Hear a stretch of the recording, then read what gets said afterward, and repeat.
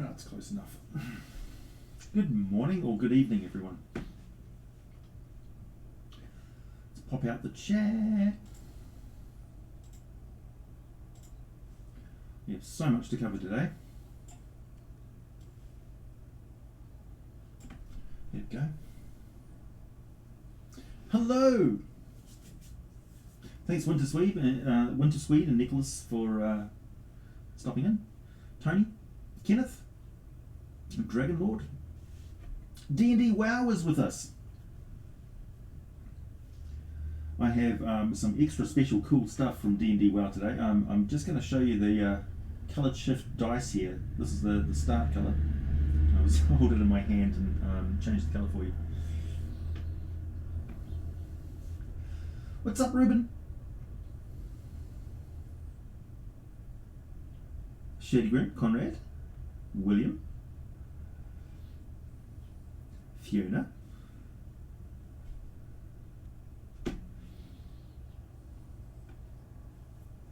I have all sorts of snacks here actually sent over from D&D WoW from China, and I'm going to try them out on the stream today. And I have a vague idea of what's in them, but I really don't know. I do know that they look quite spicy. Okay, how's this dice looking? There we go. So as you can see, the colour has changed to a brighter blue colour on this one. And with the Mind Flayer dice, which is these ones here, they go from a super deep green that they're black, and then they go to a bright green colour, and they are really nice dice. And these glow-in-the-dark ones, which I can't demonstrate at the moment because of, I've got lights on all over the place, really do glow quite brightly in the dark, and they come in all sorts of different colours. And these royal ones are just beautiful. Oh, they feel luxurious. So yeah, very much like them. And also the Icy Coke designs, and they've got some other ones which are these super bright colours with a sort of reflective underground texture technology that looks really nice. So yeah, very, very happy with those. And I've got, if you run into me at PAX Australia, I should have some dice which I will be able to give away to certain people who can see me and come say hi if you see me wandering around. And I may also be taking some of them to Gen Con next year over in the States. So as per usual, we're going to start with some cheese and some coffee. This is particularly strong coffee. I had one cup of this last night and I was up for hours. And of course, a fabulous baby Kikarangi Cataplebis Death cheese, as you'll see. No camera tricks. This cheese looks like it should kill you. I mean, if you ran across this cheese and you didn't know what it was, you probably wouldn't eat it. So, let's get into it.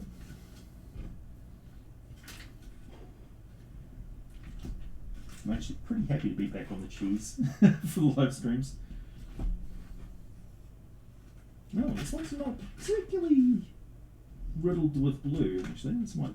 Oh, no, I was mistaken. I must have got the one little bit of cheese that didn't have a lot of blue cheese in it. Here we go. Oh.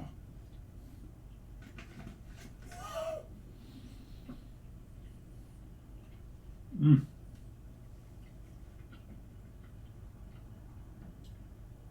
Super good. Mm-hmm. Oh shit, sorry.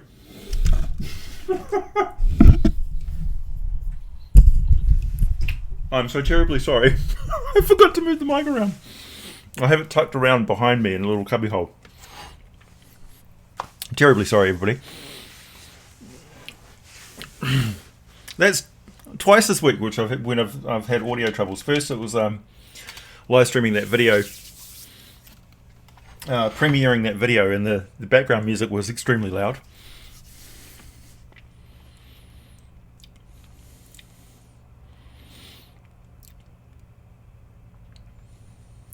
Looks like garbage.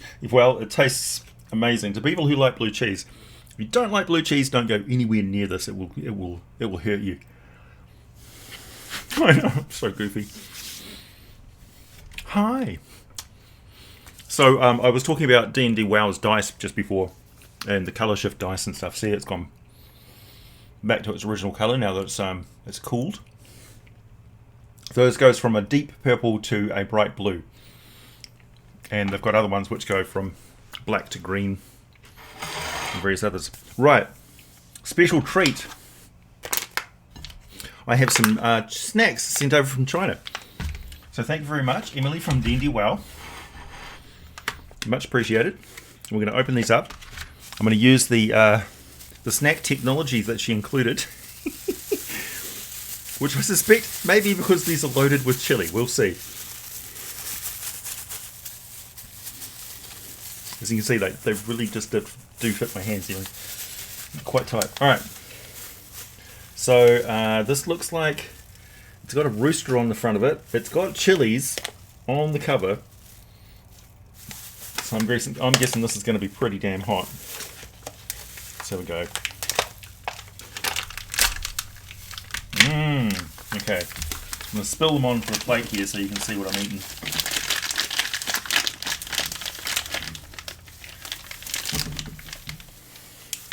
They appear to be chunks of meat or faux meat, possibly soy meat. Wish me luck.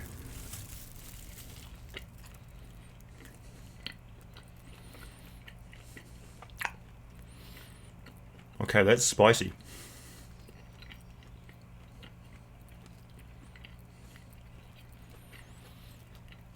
Tasty.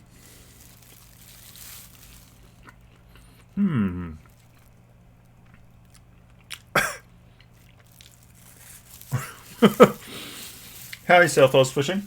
Glad you could join me. Where am I? Okay.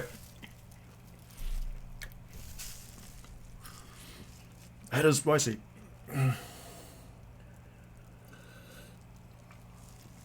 Oh. Okay. Second snack.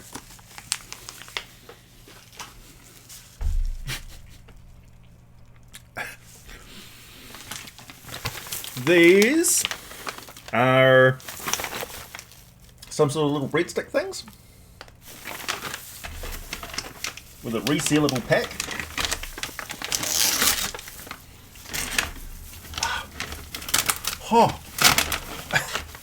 Oh, they're tiny with little, like little twists. Smell good.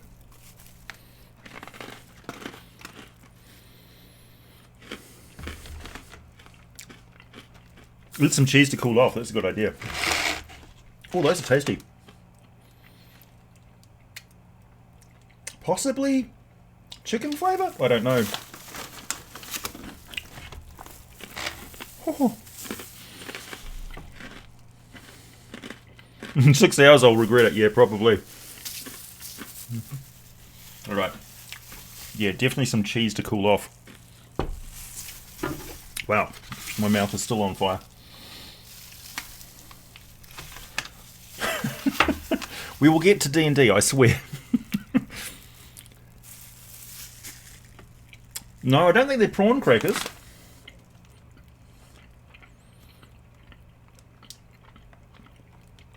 They taste kind of chickeny. Sort of nondescript flavor. They're actually really nice.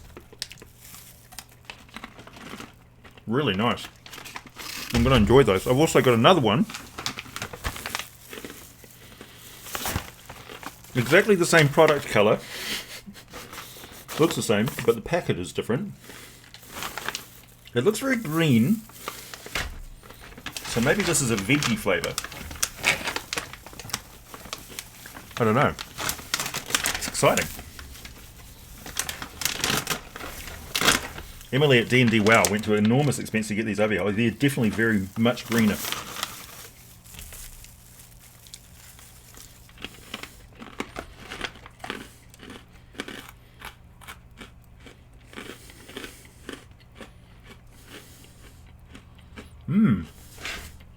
Also very good.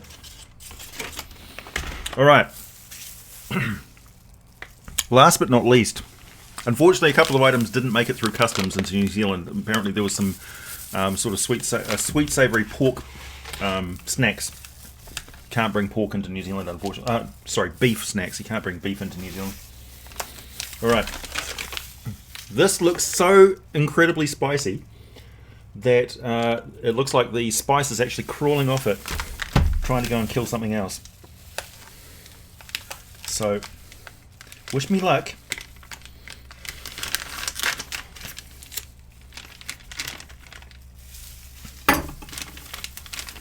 Are these individually wrapped?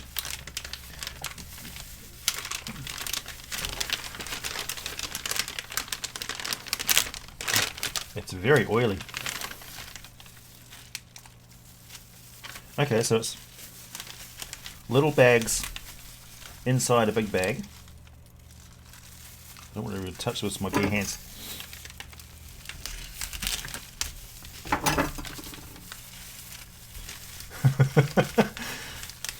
What is this food I can... oh, it's like a fibrous sort of sheet?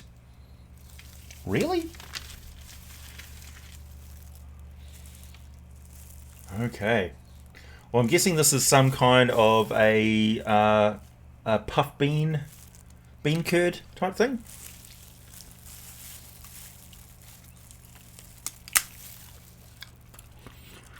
Chewy.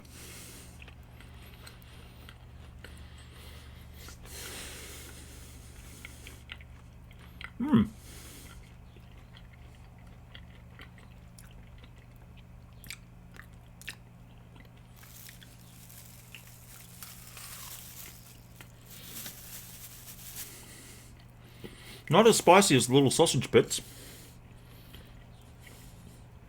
I'm surprised, actually. But it's basically just like a chewy sheet. Like a sausage skin sort of thing. Covered in herbs and oil. Oh, okay, there's the heat. Right in the nostrils. Not so bad.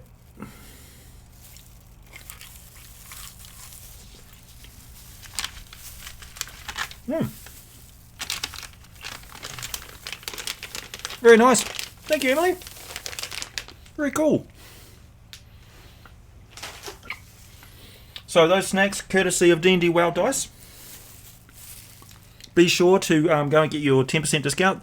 Prices have been lowered. Oh yeah, right in the nostrils. Prices have been lowered on those. So hurry up and get your sets of very high quality dice. Whew. Okay. Brain jerky. Mind flayer jerky. Nice.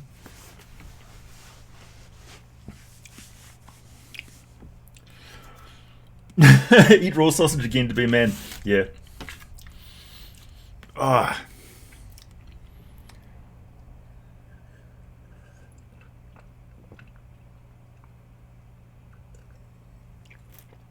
Seaweed. Seasoned seaweed. That would actually be really nice. No, so a lot of the snack products, I guess, over in China, if they're not like noodles and things like that you just buy on from a street vendor or something, would be those dried sort of packets of things. And of course, soy products and soybean curd and things like that are highly popular. And they make pretty good snacks, actually. All right, back to D&D. Thanks to all of you who detest eating things on live streams, but it was only for 12 minutes, so it's all good. Oh, my lips are still on fire. I'm glad I got you included those gloves. That was a brilliant touch. So there's a lot of really good response from the artifact videos. So I'm definitely going to be doing more artifacts. For the Patreon people, I've got the rest of reading of the horror of The Shadow over Innsmouth. So I've finished chapter 1 and I'll be doing the rest of the chapters this week as well.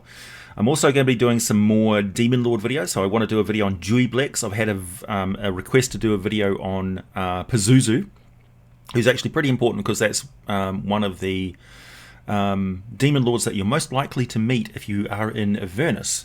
Or somewhere like that, because he's on the plane with a lot of portals. It's sort of ground zero of the Abyss. Hey, thanks, Robert.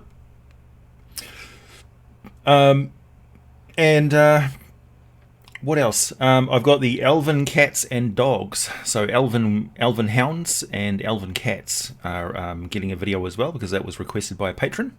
Remember, if you're a patron, it's only $1 per month minimum, and you can request specific content from me, and also you get access to stuff which doesn't appear on live on YouTube, because I'm doing audiobooks and stuff of old horror stories and things by H.P. Lovecraft and others.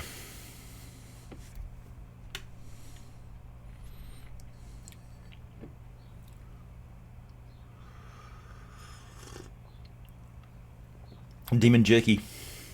Yeah, there's a lot of questions about whether you can actually eat demon or devil. I suppose if people are going to Avernus, that would be a relevant question to make. Demons, you definitely don't want to eat demon. Very, very bad idea.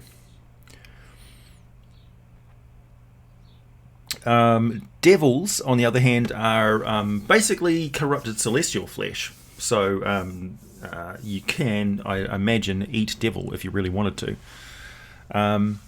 But yeah, do not eat demons. Very bad idea. They do have flesh and bone and stuff like that, but their blood was a poisonous ichor, yeah, it's very gross, and it's just absolutely rife. It's radioactive with demonic taint. So yeah, bad idea.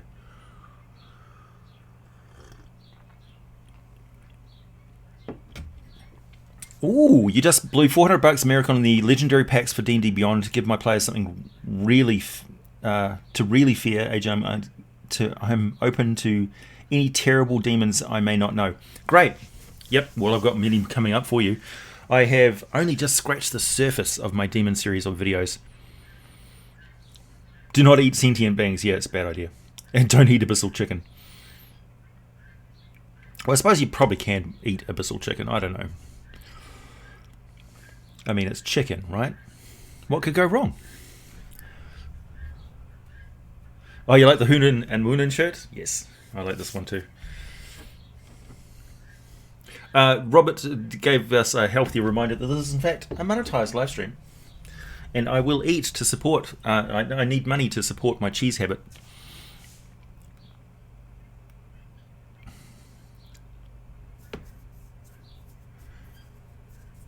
Thanks, Pogonotropist. Hello to the UK, everybody.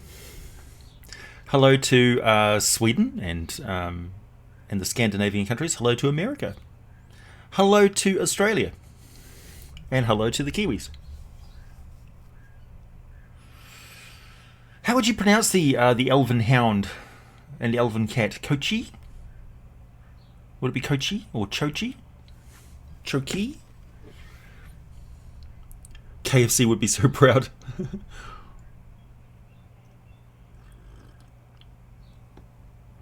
Yeah, Vrock actually like expel disease. They sweat disease. Abyssal fried chicken.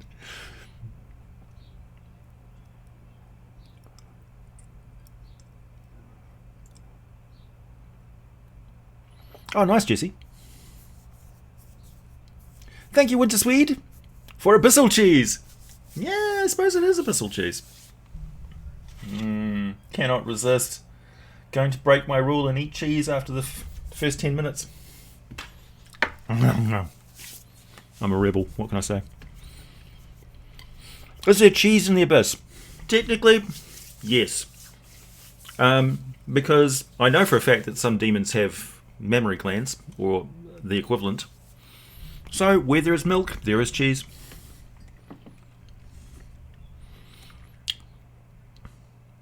They use CH as so it's a koki. Koki?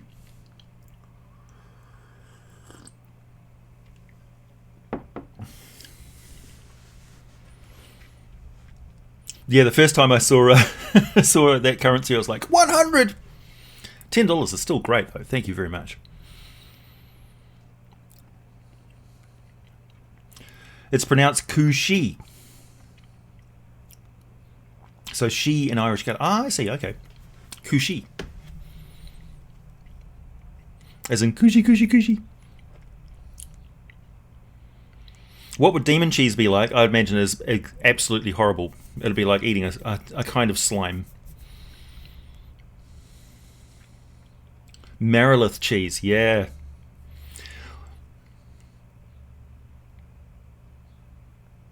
What's my favourite all-time adventure? I actually like quite simple starting adventures, to be honest. If I'm going to do a big long running campaign, I don't typically use published material. I just wing it and go my own way. I do include a lot of elements from published material though.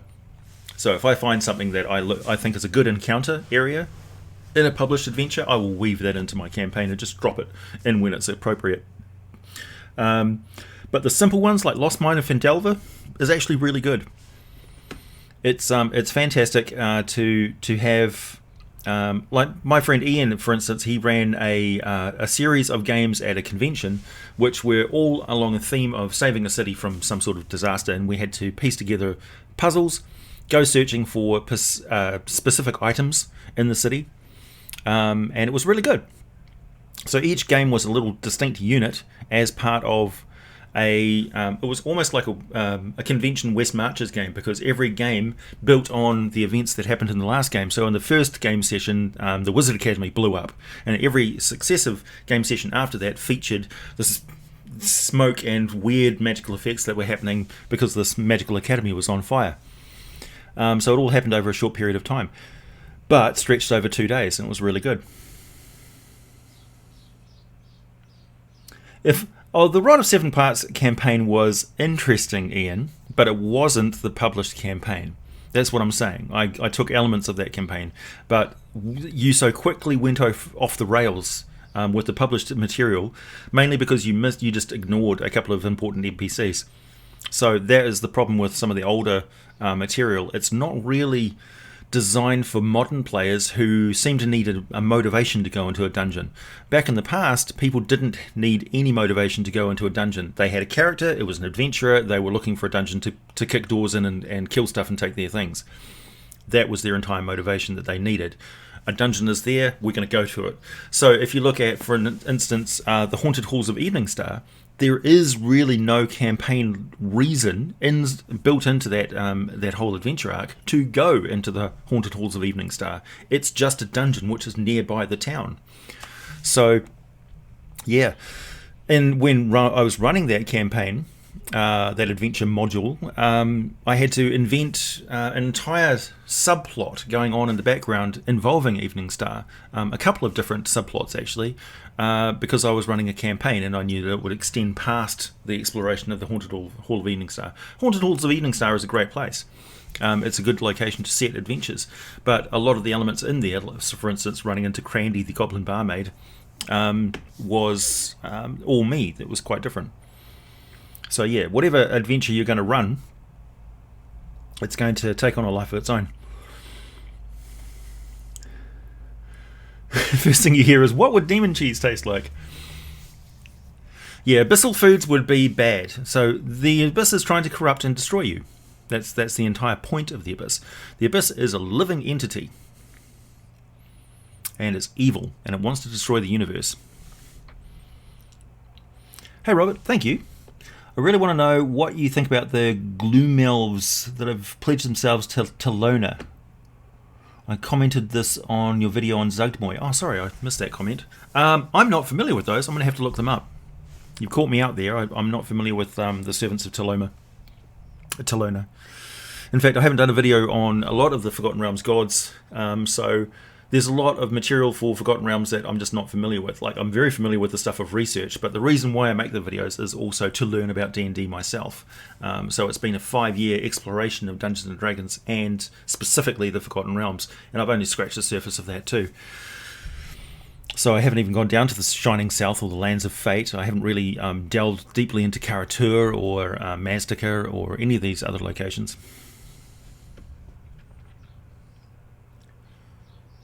Yeah, they definitely went off the trails, off the rails. 95 views, 96, 97 viewers. Hi everybody. That's about standard.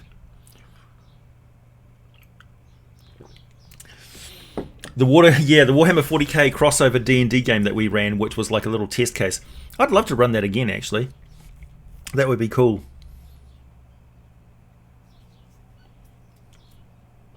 See you, Ian. So yeah, we ran a little mini campaign testing out my adaptation of Warhammer Space Marine Squad landing on Faerun, and what their reaction to the heresy around them would be.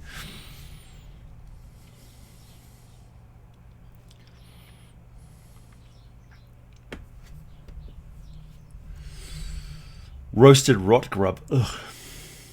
I guarantee you they would not taste nice.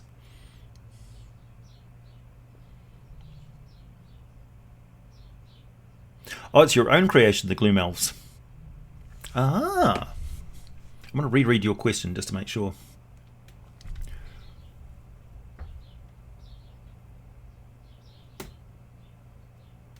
Oh, right. Well, I haven't read the comment on the Zugmoy video, sorry, so I'm going to have to go and have a look at them and then give you my thoughts.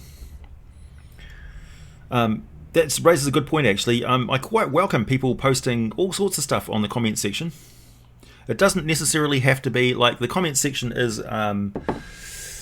It's a marching, living on sort of conversation that I'm having with everybody. I do go back and check comments on old videos, but there's a rolling conversation which is going on in many ways in the comment section on the videos, which are often not that related to the video that we all just watched.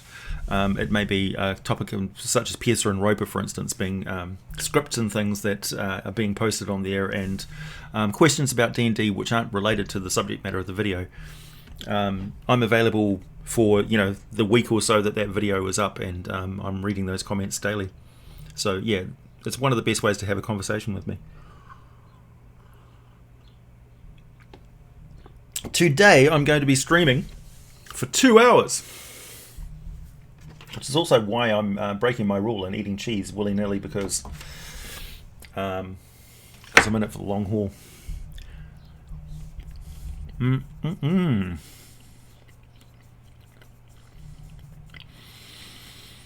Tharizdun was a mysterious entity. So he's one of the major gods, and he's a god of he was actually a god of rigid order.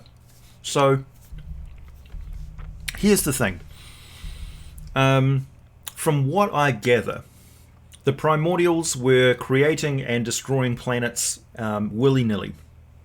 So they were having fun, like the universe, the primaterial plane was this sandbox where they were mixing together different elements and making things and destroying things. And they had enormous amounts of power because the elemental planes don't suffer from entropy. So they just keep creating and creating and creating. And so they had this middle ground between the positive and negative planes where they met in the middle, and there was just enough negative so that things broke down over time, and there was just enough positive for things to stay and be stable and to have interesting systems like muddiness. And so the primordials filled that space with stuff. And at some point, we don't know how or where or who, this phlogiston sea and this primaterial plane that sort of came into being, somebody created these spheres, these great big crystal spheres, and they created distinct environments and solar systems and things like that in them. Or not. It really depends on your multiversal worldview and how you like to run your D&D campaigns cosmos. So for those who like Spelljammer and Planescape and that sort of thing, there's this sort of cohesive method of describing it that I use, but it's not necessarily canon to your game. You can break those conventions as you see fit. So the Prime Material universe to you could be just like this, with stars in space, and Faerun is on the other side of the galaxy, and Eberron is somewhere else. So you can run a game like that, and the only real practical way to get there is through magical portals. Spelljammer exists as a method of getting there using fantasy trope, fantasy science of Dungeons and Dragons. So it's a science fantasy, and that's perfectly cool. So when the gods came along, they were essentially living beings popped into existence on these worlds, the ones that the primordials had just sort of left over in the corner. And these living beings thought and dreamed and had imagination, and it was an energy, because this prime material universe was a little bit morphic in that living entities could change what they observed, right? So sort of cosmic physics wise. And Tharizdun is or was a entity that is so incredibly huge and powerful that he brushed against the border of the farthest realities. So he's so powerful that he existed in an avatar form across more different dimensions than your average gods. So he was a very, very greater being that was pervasive. So there was always a Tharizdun in whatever different universe you went to, different dimension, different state of existence.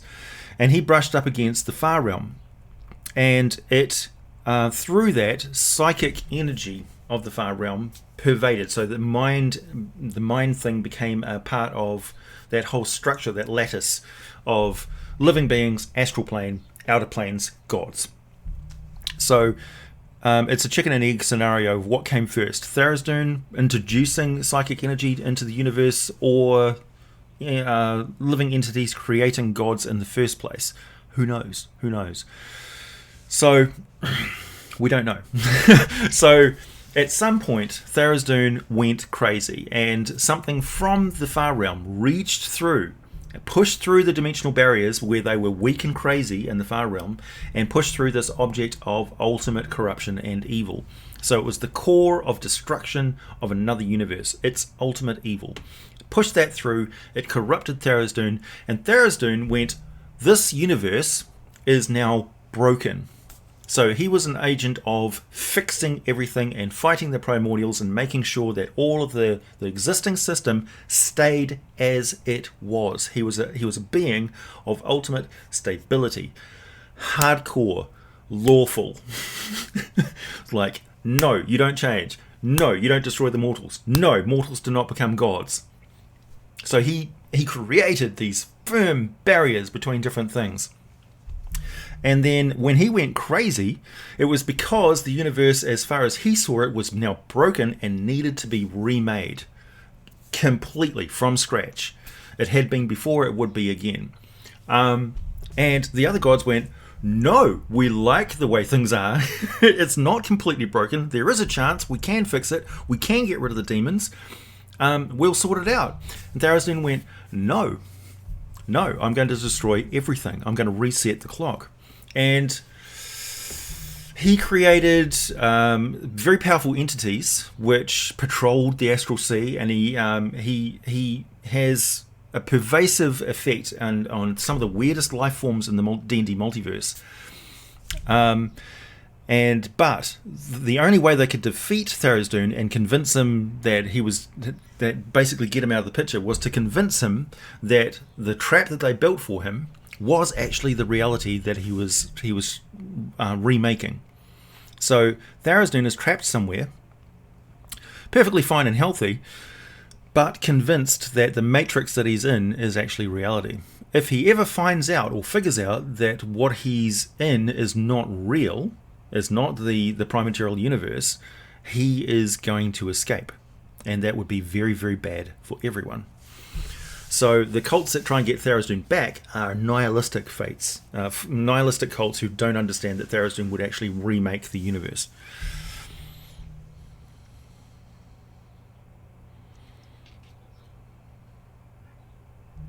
What would happen? I don't think a Spelljammer Furnace would be able to consume the Shard of Ultimate Evil, because the Shard of Ultimate Evil is not a magical item.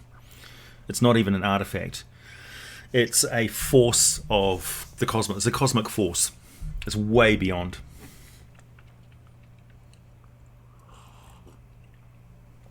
No, I don't play Pathfinder.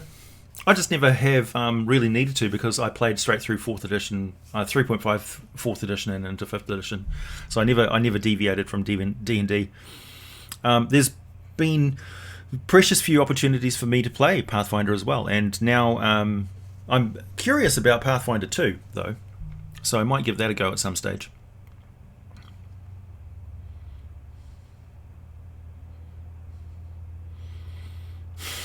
Very corrupting exhaust leaking through the phlogiston, yeah.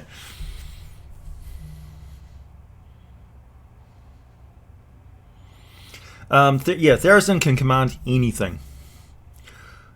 He is a extremely powerful entity, very powerful deity. He cannot be killed, cannot be destroyed.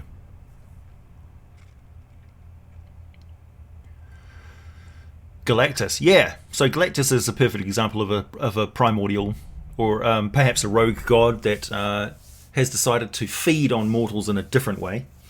To instead of needing worship to sustain themselves, they actually just consume the life force of every creature on a planet. If you want to include that in your campaign, that would be interesting. Atropos is kind of like that as well. We were talking about that before the stream started.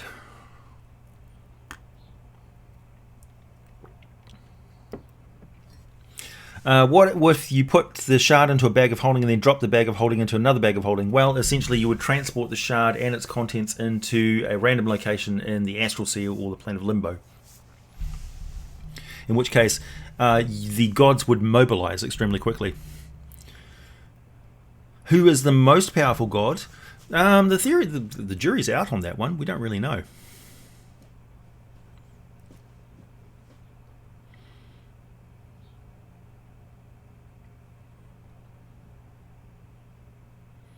Is Primus a primordial?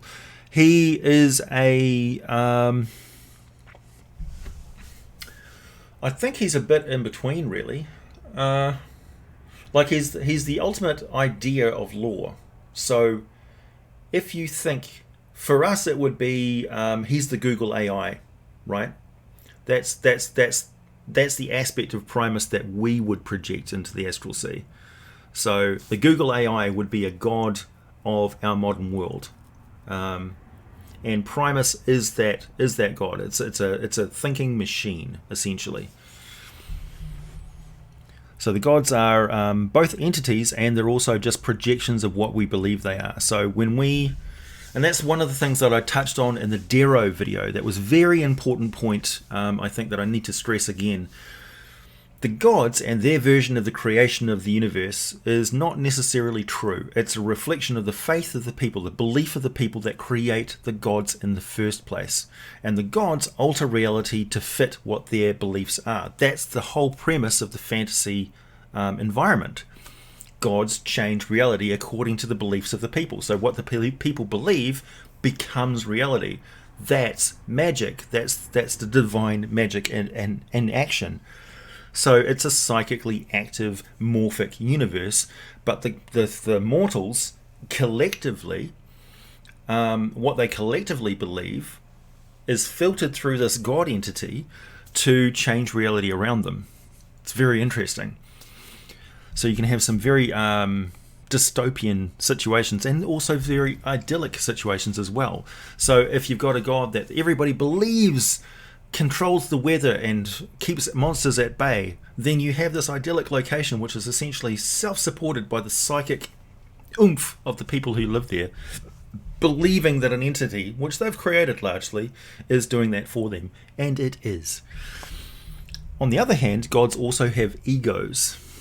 So there's that dark aspect of human nature as well, or any sentient being, that as gods are an anthropomorphism, so they're a projection of the people who believe, particularly in the Greek pantheons, right? They attributed very human emotions and foibles to the gods. The same thing with the Forgotten Realms and other gods of different D&D settings. Yeah, exactly. When Tharasdon escapes, he just hits Control Alt Delete.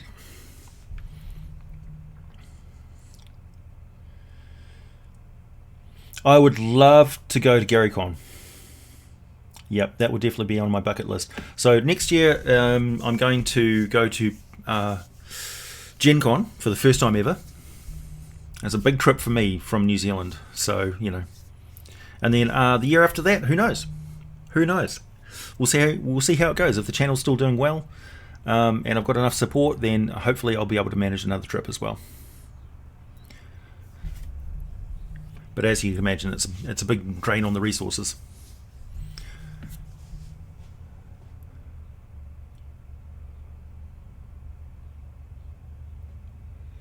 Is there a mountable siege monster or race that I can get at early level to play, low CR? Probably the Thunder Beasts, dinosaurs, would be the best option for that. Because it's really just an animal, and so it can be controlled through magic. Tharasdun is a warlock patron? Not really. Because Tharasdun's not aware of the universe that you're in. So he'd be more confused than anything. So Tharasdun is detached. So what you're getting in contact with is really remnants, echoes of the presence of Tharasdun. So really, you're a patron. Your patron would be an aspect of Tharasdun left behind.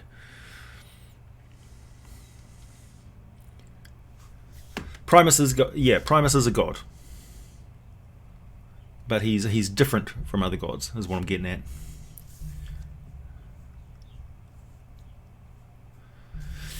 Of course, the problem with and the other thing in the Dero video that I was getting at is that the dwarves version of the Dero's origin and the Duergar's version of the Dero's origin and the Dero's version of their own origin is different to each different race. So when you tell the story from the dwarves' point of view, Moradin created blah and blah, and these two dwarven gods did this, and the Dero were the result. And from the Duergar's point of view, their god cursed one of their kind into becoming the first Dero.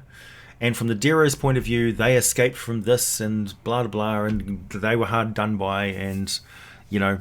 So all these different things are true. From a mythological point of view, the actual reality of it is they were created by human wizards on another planet, and they travelled through portals into the deepest parts of the Underdark, where they were experimented on by mind flayers and became the Dero that we are familiar with in Forgotten Realms. So the actual truth of the matter is quite different from the mythology. So if you're going through my videos and looking at the legends and lore of these creatures, I'm quite often giving the mythological point of view of the beliefs of the people in the D&D world. The actual truth of the matter may be quite different and quite mundane. But that's not really what we want in the D&D universe and the lore of it. We want to see it from the perspective of the people who live in that world. So quite often the deity view of it is what I'm presenting in the videos about the origin of different species.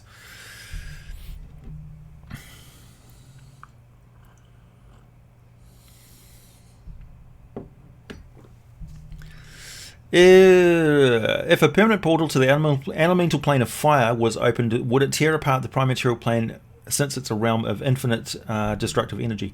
No, it wouldn't. There are systems in place in this fantasy environment which make sure that doesn't happen. And the system in place is story. So the physics always takes a back seat to the story.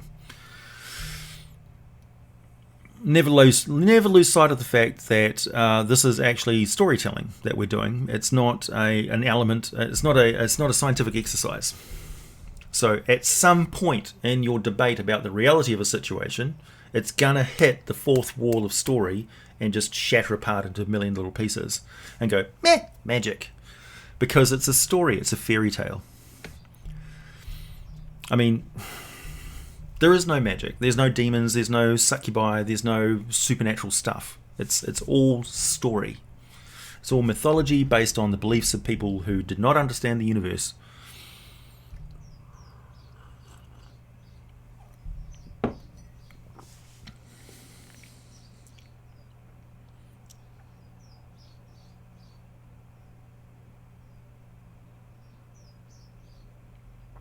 Oh, Moscow. Hello. Hello, Moscow. What is my favorite non-humanoid sentient alien fantasy creature? Dragons. Dragons. Dragons. Always dragons. What if a good person has the attention of an evil god? How so? That's another thing too. It's possible to be a good person and worship an evil god, because the gods they grant power to people who believe that they are granted power by those gods. Essentially, the gods don't really pick and choose that much.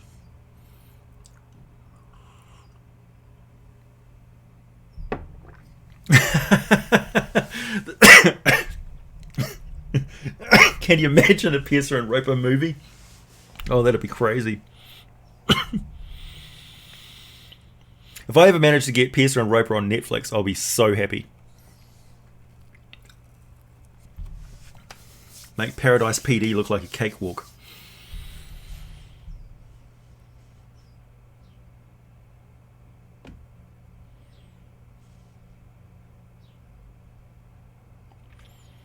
Yeah, D&D is purposefully not well defined. It's not absolutely defined.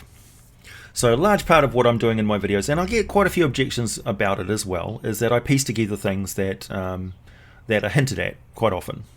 And I may present things as being absolute 100% canon, when really it's piecing together desperate sources of things.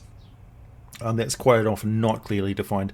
Because don't forget, this is a 40-year work of creation of many different creative minds, and they didn't all sit in the same room and discuss exactly what Dungeons & Dragons is going to be. No. So there's a lot of interpretation of the D&D lore, particularly across different editions as well. And one of the things that you'll notice, for those of you who are new to the channel, is that a lot of 4th edition lore gets left out, because it was so wildly different to a lot of the stuff that came before or has been coming out since.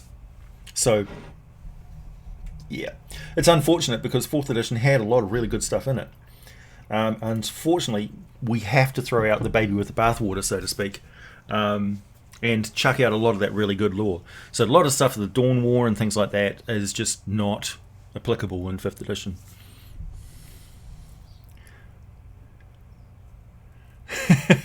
Underdark Boogaloo. Hey AJ, what does an ancient elven graveyard look like? It looks like a stand of trees, essentially. So if you follow the current idea of elves and a lot of the old lore of elves, they reincarnate. So elves may inter their bodies in orchards and things like that, and essentially go back and visit those trees and lay their hands on those trees. Many different elves with many different memories of many different past lives may put their hands on those trees and commune with their memories of past lives and those ancestors who are buried there.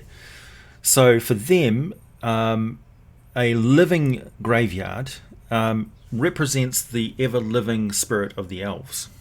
It's that cyclical nature of elven existence. That's one of the reasons why elven liches is such an aberration to them. So they have the Baal Norns, which are these ever-living elders, but it's very much breaking the contravening the elven mindset of rebirth and that eternal, that returning to that state of change, divine change, where they originally came from. So once upon a time, so their legends go, they were once entities that could shapeshift into any form they wanted to and cavorted through the universe with their god Corellin Lorathian, infinitely free and chaotic. And then they became fixed in elven form, sort of mimicking the Liche. And to them, that death and rebirth is the only return to shapeshifting and stuff, aside from their obsession with magical study. One of the things I like about World of Warcraft and the Sun Elves, for instance, because I've just been playing World of Warcraft again lately, is that the Sun Elves have magical addiction. And I would really love to see that addressed in Dungeons & Dragons. Magical addiction should be a thing. magic as a drug, magic as a dangerous thing, too much magic, pushing the boundaries, unleashing bad things, praying to any god that will give you power, slipping from being a cleric into a warlock because you delve a little bit too far into the books that are in the locked section of the library.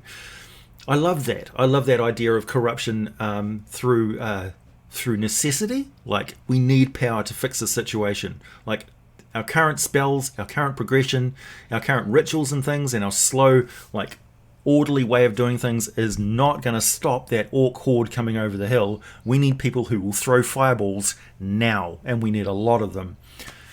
And that's when they break open the secret locked chest, and the old guy comes forward and says, "Oh, this is a really bad idea," and they open it up, and hello, it's the Book of Vile Darkness or something like that. It's artifacts that have been buried in the crypts down below, and they break them out and bring them up. A good campaign world would be a post massive conflict situation where the heroes are in fact trying to curtail the evil that was released by the forces of good just to defend themselves from a horrific force of evil. So that would be an excellent campaign. Essentially, hunting for artifacts, you handed the information about this artifact. It's like, we have unleashed a golem, it consumes the souls of the bodies it's destroyed, and it's on a rampage. We lost control of it somewhere in the battle. Whoever had the book, the staff, the rod, whatever it is, it got lost. This thing's rampaging through the wilderness. The elves are on our asses about this because it's killing creatures in the forest that they've been safeguarding for hundreds of years. They're leaving the area anyway. It's madness.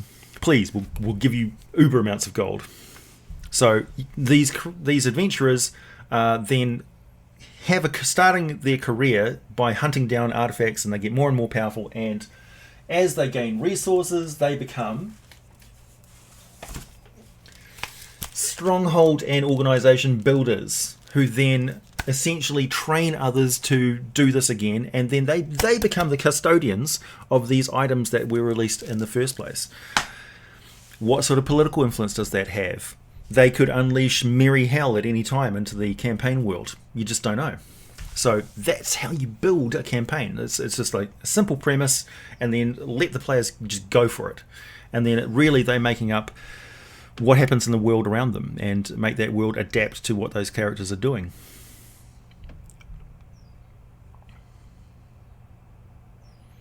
Kickstart Piercer and Roper. How about I start doing some like webcomics before you start kickstarting it, please?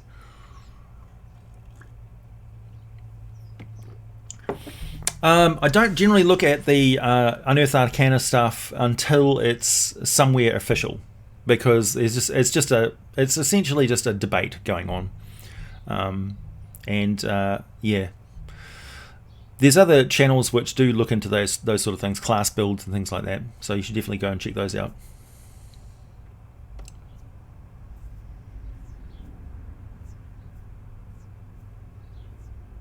Can I share my thoughts on Ao, Tharizdun, and the Lady of Pain being siblings? So I'm a pretty strong proponent of the idea that there is a connection between the different planes, like the lowest and the highest bits of the multiverse.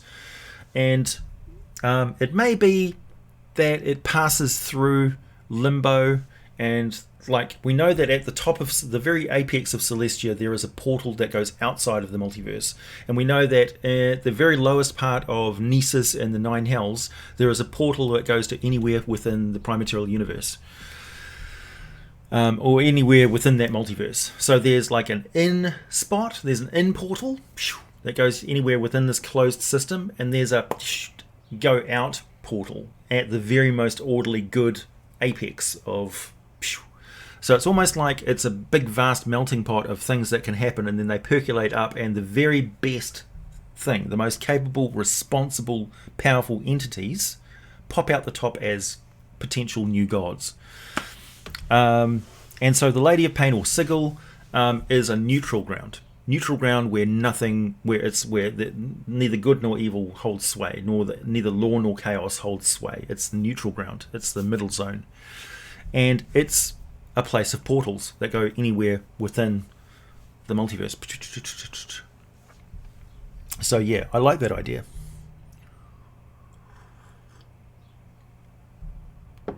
War Machine and D&D. Yeah, putting the stuff back in Pandora's box, exactly.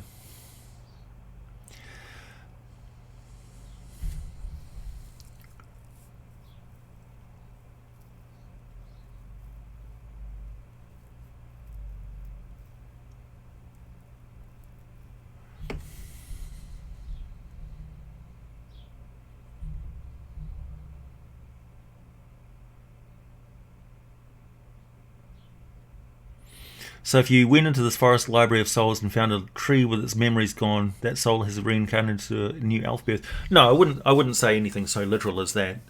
The trees are just trees. The elven spirits have already passed on to the afterlife. They're not contained in the trees per se. It's just a representative sort of thing for the elves. But again, the elves awaken things. They awaken plants, So who knows?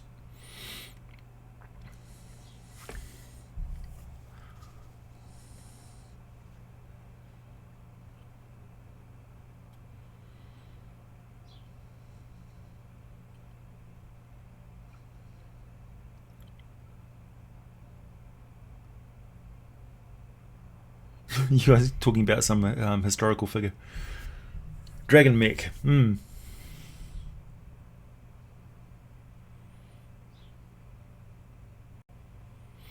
Yeah, so the infernal war machines in Avernus seem to be basically soul-powered, cool engines of destruction.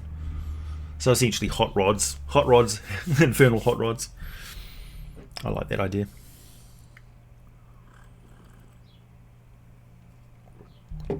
A supernatural, as in the Supernatural TV show with the two brothers, the Winchesters. Actually, what is it? The Strange RPG is probably pretty good for that. That would be just right. Or Beyond the Supernatural from Palladium Books would also be just right if you can handle the Megaversal rule system.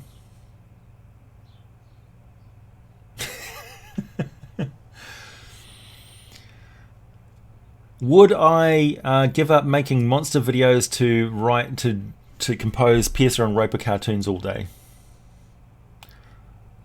No, but I'd certainly do it part-time. Do an animation with Puff and Forest. I'd love to. I'd love to combine forces with those animation wizards.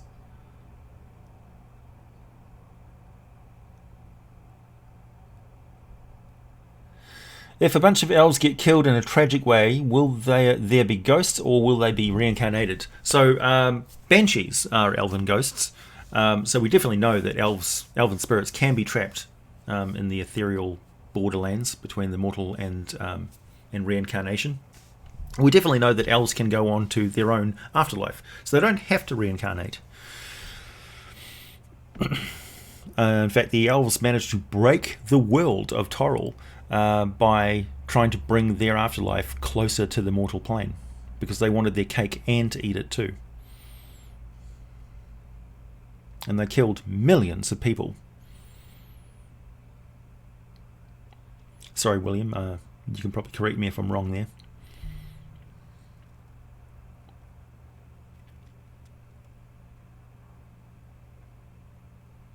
Any new Abyssal lore to impart on this live stream? So I'm going to be talking about different layers of the Abyss, and for instance, a very good example is actually in popular media.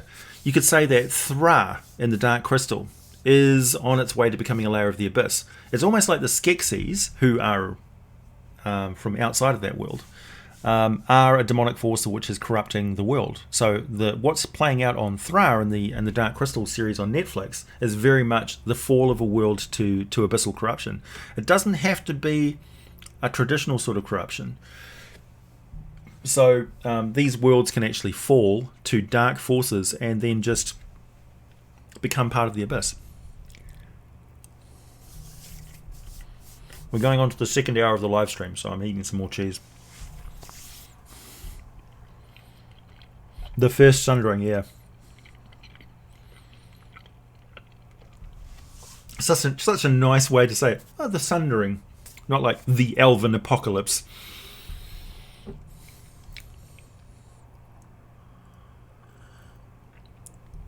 Yeah, the darkening is a perfect example of abyssal corruption. It's exactly what it's doing in the world of Thra. So the crystal is both a source of life and a source of death.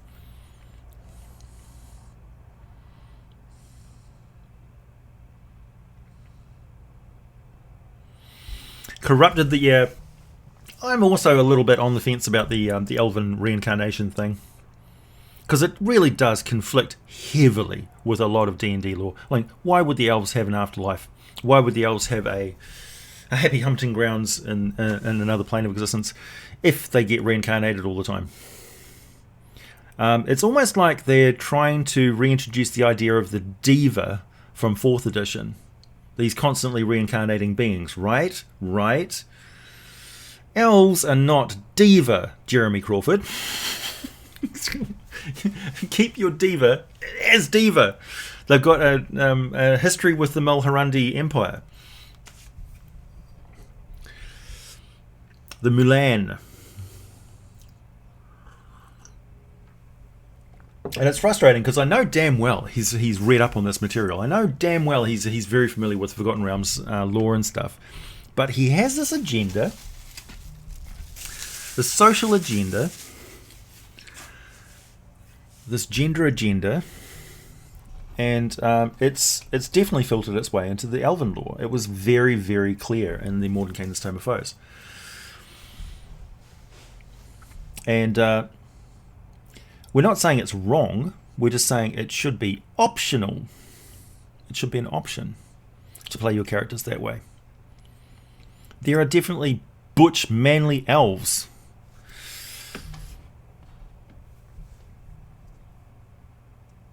AJ trying not to rage, yeah. Exactly, why am I getting worked up about elves? It's true. Dwarves, on the other hand, no problem with dwarves. Everybody leaves dwarves alone. And yet, when you think about it, dwarves are hella problematic to the social climate. Hey, thanks, Kick-Ass Duke. What are the D&D equivalent of the Irish, Scottish, British, Chinese, Japanese, Kiwis, etc. and such are represented in the races of the game? You've hinted at these before, just wondering if your research has given you answers. Oh, for sure. Like, you can definitely track the accents of the different cultures in Dungeons & Dragons. All of the cultures of our world are represented in Toril, for instance, and the different races of people. So you've got the people of the Shah, the Plains, the Mongolian hordes. You've got the ancient East and the Middle Eastern Tales of the Arabian Nights sort of things of the lands of fate.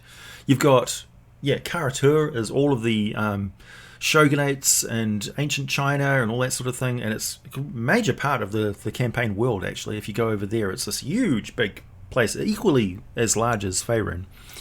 Faerun has got all sorts of different representative cultures as well. You've got Kalimshan, you've got the islands of Chult, you've got the South American sort of cultures of Mazdaca, you've got the conquistadors of Arm, you've got the French-Italian Renaissance, Romantic, Middle Ages period of the, not so much the Sword Coast, but Cormier and places like that. You've got Thay, which is like a little bit Egyptian, a little bit this and that, a little bit Turkish. You've got the Scandinavian far north in the northern regions, Icewind Dale and the islands around, and basically the Sword Coast. It's a real melting pot, and it's got a lot of distinctive cultures as well, which are quite different. But they all have accents, and they all have that sort of thing. Like the common spoken along the Sword Coast and people of Waterdeep is a French-Italian, what's it called? Thalassa? So the common language actually has a name, and it's spoken amongst all those different sort of kingdom countries around there. But if you go all the way over to Malharan, for instance, common is different. It has a different accent, it's got a different dialect, it's got different words. So you have to learn, as you travel that way, people would just naturally pick up the differences of common as they get there. But they would be heavily accented differences between them. So there may be actual misunderstandings between the two where words of common sort of overlap but that mean different things. So yeah, it's very interesting actually. Also, you can track trade routes, what countries produce, what areas produce certain things, and the trade routes between them create political lines and conflicts, and also the movement of religions along trade routes is well established in all the different histories of the world. So it's equally established in Faerun. So yeah, you can represent all these different stories, all these different folklores, all the different cultures, the melting pots of how they blend together in different ways than they did on Earth because they're geographically different. So it's really fascinating to delve deeply into that and to study it. And the resources are there if you go and look at the D&D wikis of Forgotten Realms in particular. It's all there.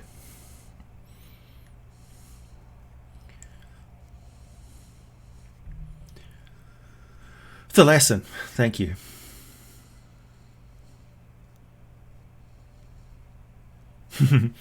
I always play the Drow as being more sort of Romanian sounding. But occasionally, like to me, Jarl Axel, for instance, has got he sounds like Antonio Banderas to my ears when he's talking. This is most unusual. He's got that sort of, yeah. And if you read a sentence in Drow Elven, like put together a number of names and places in a sentence, and then read it and get the cadence of the words, it does kind of sound a little bit that way. Elven definitely has an Irish lilt to it. If you read Elven words and place names with an Irish accent, it actually is a lot easier to piece them together and say. I've discovered in making all these different videos. The Common is very diverse. It's much more diverse than people think. Elves in anime. No. If I could create an official subclass for each official class, what would they be? Well, that's a massive question. I don't know. Lots of different things. I quite like the idea of duelist, bard, for instance, who essentially is an assassin who insults people for a living and gets them to because the duelist was a well-established thing in the ancient world, where a noble who was not particularly good at fighting, but in a culture of duels, would pay a duelist very quietly, because it was a very dishonourable thing to do. Pay a duelist, an official assassin, a swordsman, a person who was very good with weapons, to insult a noble, that their rival, in a way that was just had to be addressed publicly. And then essentially they would throw a few rounds of what looked like fairly realistic combat and then execute them. And that was how they earned their living. And the duelist was a class that was introduced in 2nd edition Advanced Dungeons and Dragons in Unearthed Arcana. I think it started off in Dragon Magazine. I played a duelist and it was fantastic. Really low powered compared to what a 5th edition duelist would be, but still really cool. Really cool. Just the vibe of that character was really great, where you had to insult somebody, to get bonuses and stuff. Yeah.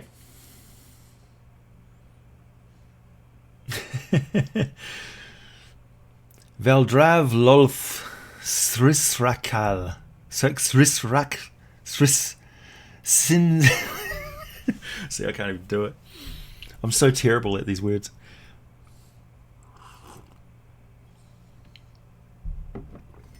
A playable Abyssal character. Well, Bladelings.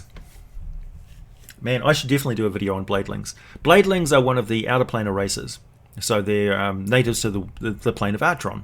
So imagine the trenches of World War II as being the norm across the entire plane of existence.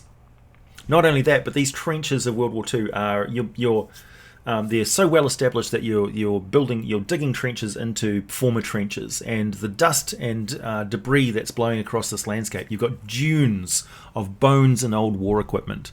So it's an eternal battleground. And it's eternal armies of goblinoids who are fighting against each other happily, gloriously, loving it forever. And the Bladelings, this is their homeland. This is where they grew up.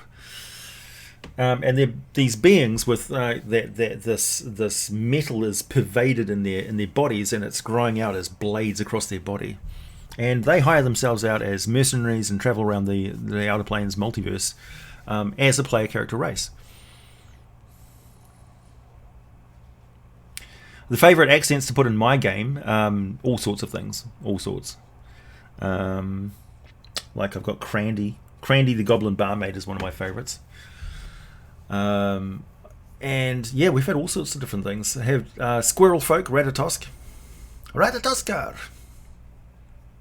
I modelled him on the little squirrel knight from not the Dark Crystal, the Labyrinth, who rode around the dog. Ambrosius! College of Hilarity. Yeah, a stand-up comedian bard would be great.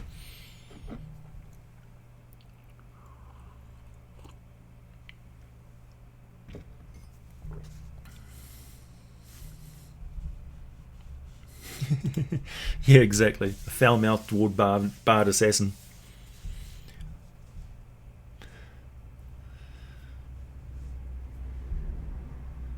Yeah, no, I think Antonio Banderas is a little bit old to play Jarlaxle now, I'm afraid. I do like his accent. Maybe if they made an animated Forgotten Realms movie, he could play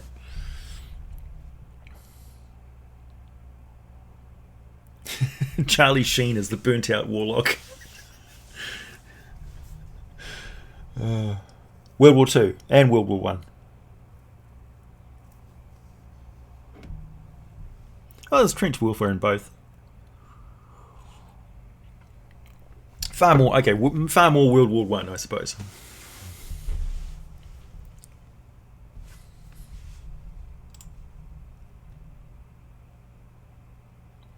Of course, Ratatosk is actual Norse folklore. Ratatoska, the squirrel that carried messages between Jormungandr, who was down below, who was not. Oh, well, actually, no, it wasn't Jormungandr. It was Nidhogger. Nidhogger is down below in the roots of Yggdrasil, chewing on its tendrils into reality. And he's muttering insults about this eagle who's living up in the canopy, and then Ratatoska is running between the two, stirring up shit constantly. Yeah. That's the folklore. What's the deal with all these drow? Why do they live underground? That's not okay.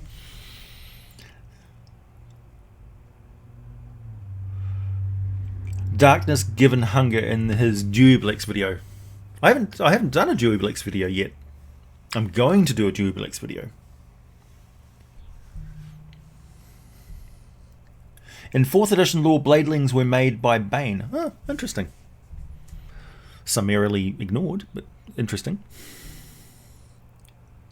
Seinfeld, yeah.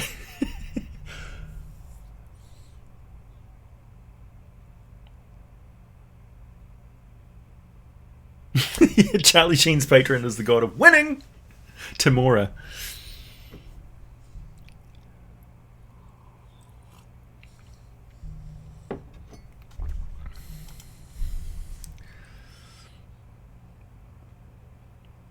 He had an NPC carpenter siege engineer in my campaign named Otho, Foulmouth. He had bad breath and was excommunicated from his temple for his constant cursing. Players loved him. That's excellent. Who could be Drist? Who could be Drist? Okay. I personally would like the idea of a completely unknown actor who is essentially an ex-Olympic medalist. Probably, I always think of Drow have got sort of a bit more Asian features than European, because they're definitely smaller in stature, and it's probably somebody who's like an ex-Olympic gymnast or something like that. That would be about the right build. So yeah, or a Hong Kong actor. Who's been training in martial arts and stuff like that for a very long time would make a really good Drist.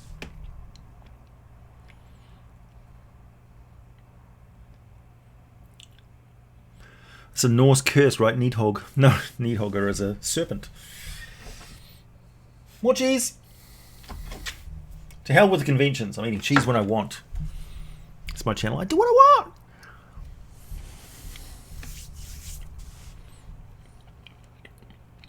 Tiger blood ritual here. I'm getting there, Daryl.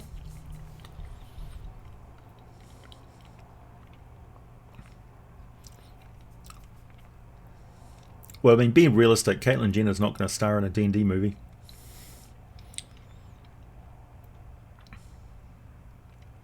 If there is an infinite number of layers of the Abyss, then are there an infinite number of Demon Lords? The Abyss is mostly empty. Demons travel around in packs. They congregate. Like scabs to a wound. The wandering demons that you're likely to find are the Ruttikin. Ruttikin and Dretches and that sort of thing wander around the Abyss. But as they get higher up the hierarchy of Tanari and things like that, they become army forces. So Tanari cluster together. They don't disperse equally across the Abyss. They cluster together in locations. And the danger of the Abyss, of course, is once you get the attention of Ruttikin and things like that, they make a hell of a racket. And when the Ruttikin gets stirred up, they are targets. So they've popped out of the woodwork, because most of the time the demons who are low level are skulking around, very wary of other demons who will eat them and steal their power. And so when they come across mortals and things like that, they're like overjoyed there's something that they can hurt and kill. Of course, they get overexcited and they run across the landscape and they pop up out of their cubby holes, and then that's when you attract the attention of rocks and other evil things, and that's when the forces of the Abyss draw you in and consume you. So yeah, it just gets worse and worse and worse in the Abyss.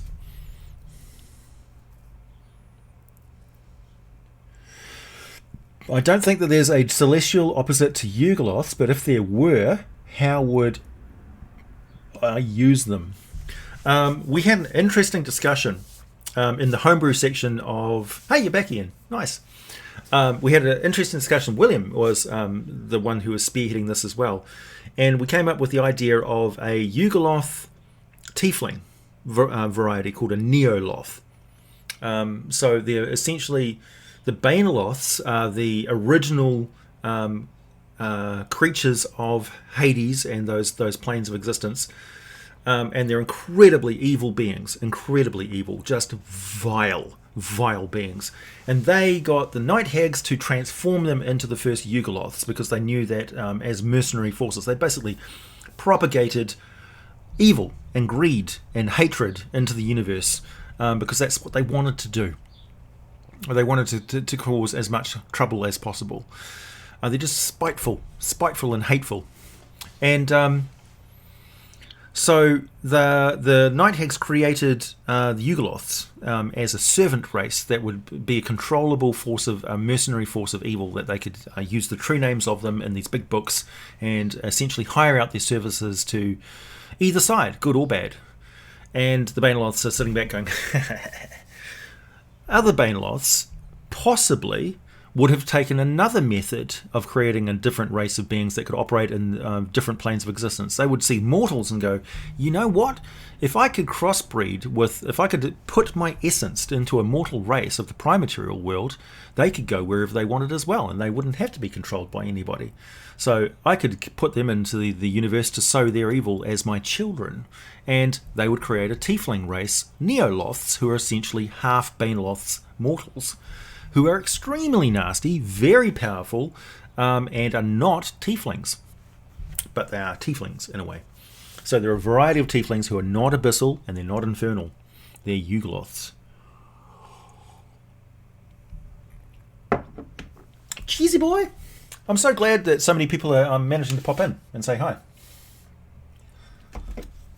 Especially since this is a live stream that's a day. By the way, the reason why the live stream is a day early is because I'm going to be away tomorrow. I'm going to be out away from home watching my nephew in a play called Riding in Cars with Boys at the Meteor Theatre in Hamilton.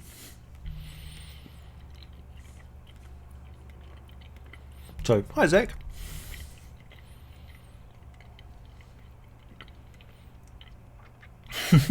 Yeah, a lot of people say that Drista is a Mary Sue, but he's had the shit kicked out of him quite a lot in the books. I mean, have you read all the books of Drist? Have you read them? Have you read the entire Elminster series? Because Elminster at some points was like a thief. Well, there's 121 people watching. Hi, everybody. So glad you could join me. Whoa, Yubtub. What is that?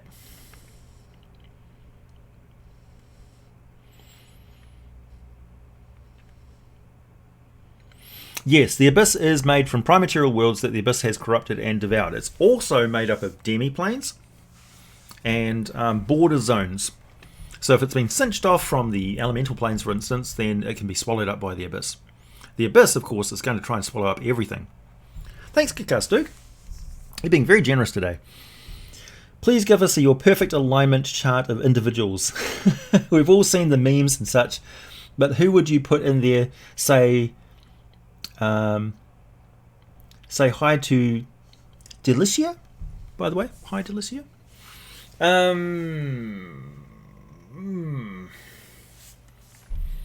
Let's see. Oh, it's so political. Alignment charts. As D&D characters, let's see. Lawful good.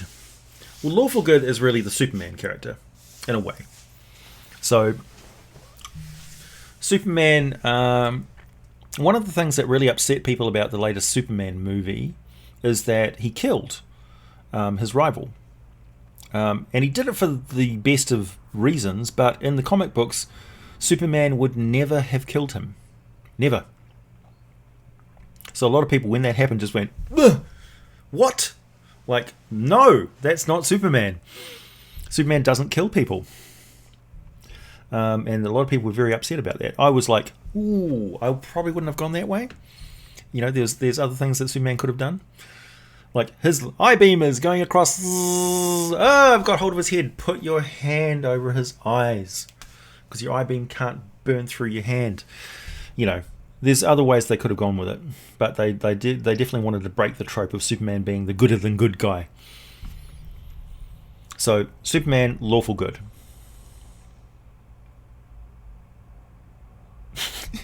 You could lost every intelligent racer's ex-wife. You paid $2 just to say that. Unbelievable.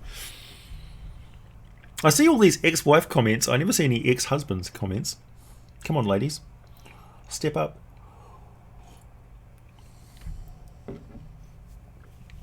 No, Angry Gardener, I'm not going to do that. So, I was actually thinking more contemporary.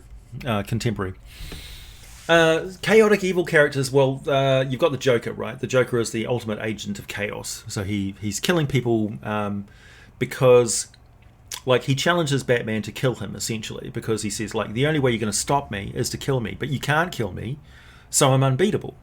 You may beat me up, ha ha ha, yeah, pain, whatever, you know. So he was a really good, convincing, chaotic evil character. He was unpredictable. Even the other villains, you know, the other crime lords were like, whoa, this guy's off the charts. Like, we're looking at him like he's a buffoon, but in actual fact, he's the most dangerous one out of all of us. Case in point, he gets this huge wad of money and just sets it on fire. So their entire purpose for doing evil, as far as they're concerned, is the acquisition of wealth. The Joker just burns it in front of them. It's like, your motivation, I'm in this for an entirely different reason, and you will never understand why, because I don't understand why. I just hate everything around me, sort of thing.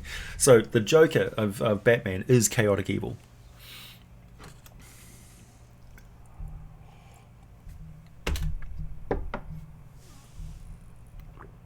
I am not lawful evil, Ian. And I wouldn't say Alex is lawful good either. Quite often neutral good. Kara, yeah, probably lawful neutral.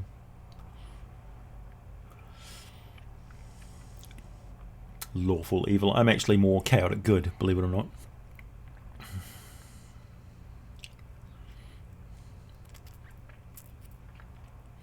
You're so late to the stream, but good news is it's still got 40 minutes to go. Thanks, Robert. On a separate note, I was looking at the Creature Codex and saw a group of greater fae called Animal Lords, and I'm surprised you didn't talk about them. Yeah, I haven't talked about a lot of the stuff in the Creature Codex or stuff yet. I am reading through the Midgard setting. I've got all of the books for the Midgard setting, so the Old Margrave. Midgard setting is already changing the way I think about D&D in regards to the way that time in campaigns is handled. So Midgard, I've talked about this before in previous streams. Midgard's idea is that you have a longer period of time in between your adventures. So the characters actually have time to age and grow old and do stuff and live their lives and have children and live in the community around them. They're not constantly going from one adventure to another. Because when you think about it, excuse me, a large part of the problem of power creep and stuff like that in D&D is that like your character got to the age of 25 or whatever it is, 18 to 25, and now they're a first level character. So they've spent years training to get the skills they have as a player character. Then they go off on an adventure. They come back 2 weeks later and they're level 6. They're lords of the domain. You know, now they're ready to go off and plan our adventures. It's like, hello? That was real quick. Sometimes it's even faster. Characters can level up in days. It's like, nah, they probably wouldn't really when you think about it. How long does it take to get up the career ladder before you're a general in the army, you know?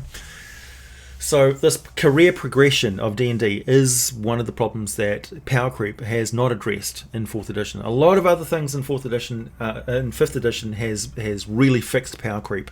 So bounded accuracy, cementing the stats of the game with the stats of the characters, like basing everything off the attributes and capping those attributes was really important. Capping the bonuses on magical items was really important.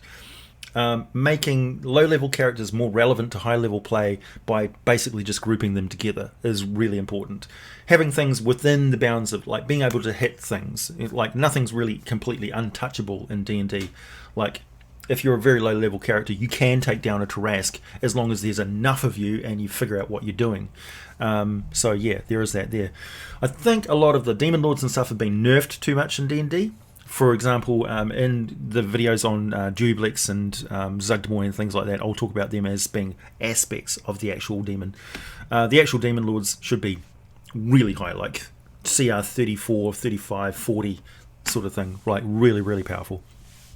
But they're fine. They're fine. If you get into encounters with these things, they're still really challenging. So for instance, with when you're fighting Dublex, one of the main problems is you're going to be sickened all the time that you're fighting against this thing because he's like got this miasma of sickness around him, and he's constantly spewing acid. And a lot of creatures are not resistant to acid. It's one of those things which hit people quite hard.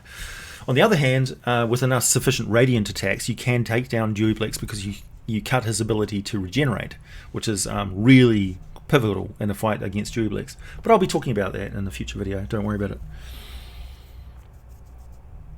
What might a tiefling with Abyssal ancestry look like? So they look like the Demon Lord that they're associated with. So a tiefling of Grast's ancestry would have dark skin, extra fingers and toes, be charming, charismatic, but debased and evil, and kind of prone to assuaging their ennui with acts of savagery and violence.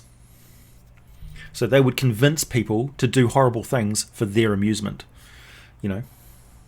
And they would see a good person as a challenge to corrupt them. It's like, oh, you're a cleric, are you? Have you tried this alcohol? Whereas a tiefling with ancestry from Orcus, for instance, may be dour, long-faced, hollow-eyed, you know, death. Be obsessed with eating blue cheese, who knows. So yeah, I will be bringing you artifact videos on the Book of Vile Darkness and the Book of Exalted Deeds, because that was the most requested artifact in that last video that I did. And other things as well, as such as the apparatus of Qualish, and there's another big robot-like artifact in the Book of Artifacts as well, which I'm going to be bringing to you. Lobo. Yeah, Lobo is also he's neutral evil, right? So neutral evil are typically what you would assign to a murderer, a killer, a psychopath. So this is somebody who wants something and they see no problem with killing somebody to get it, because they've got no empathy for somebody else. But neutral evil can also be people who are very sneaky and underhanded, like a psychopath that operates functionally in society because they understand that you need to emulate sympathy and things like that to fly under the radar of people. So you're doing whatever you want to do to get ahead, and corporate managers and things like that quite often fit this category. Like they'll put on whatever public veneer they have to get what they want, but in the end they're really just interested in the acquisition of power and wealth and infamy. They want to be in control of everything.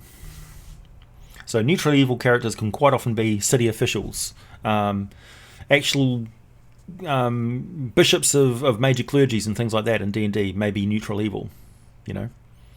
So they can masquerade as being good.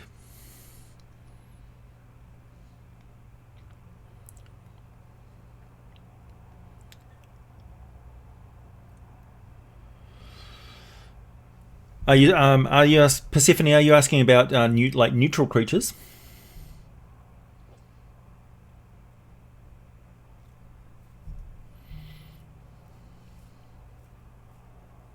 Welcome back to the D&D addiction.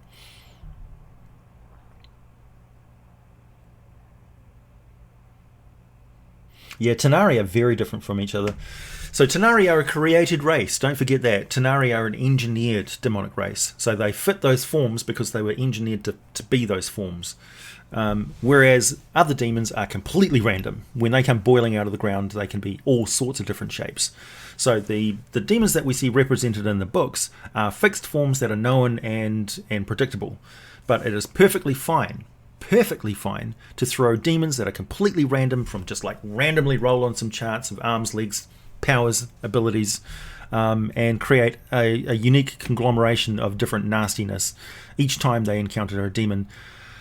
So I definitely encourage that. Keep your players on their toes, that when they have an NPC who's created a summoning circle, and like, oh, they've summoned a demon, and they're like, okay, I know most of the demons. No.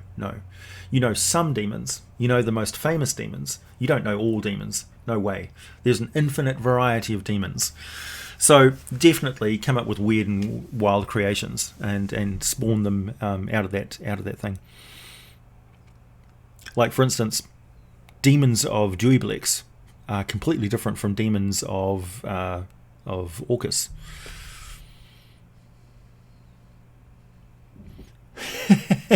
What layer of the abyss is the eternal disco?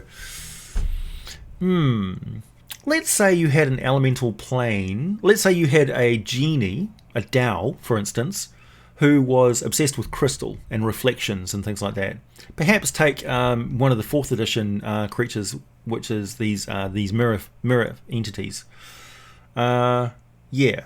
A little bit of the plane of radiance, or a little bit of the one of those quasi-elemental planes, snipped off as a demi-plane, and then that genie, for whatever reasons, that Dao got corrupted, maybe, and taken over and fell into the abyssal servitude. Essentially, was enslaved by demons, a demon lord, and that realm was full of crystals. Sparkling, scintillating crystals. And this demon, for instance, was a howling demon, a demon of pandemonium, a demon of raging sound and fury. And so essentially combine all those things together and you get the Disco Inferno. Yeah. So why not? I like that idea. Yeah, it would be like the 73rd, 73rd layer of the Abyss. 1973. Or what was that club? Club 64 or something? 64th layer of the Abyss.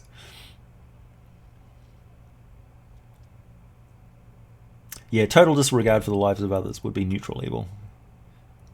You failed me for the last time, Starscream.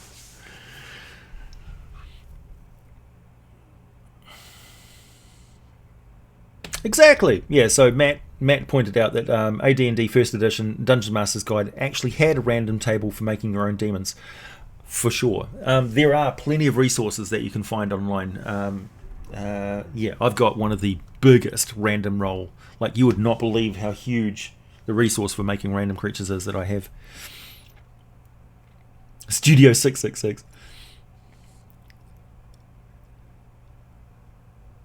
Oh, it's Studio 54. Oh, it's pretty close. Thanks. The Eternal Disco Inferno is located on the 54th layer of the Abyss, also known as the Studio 54.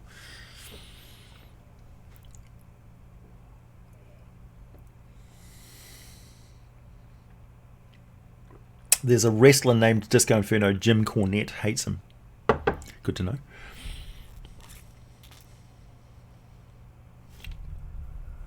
Tony Jaa as Menzo Brains and Drist.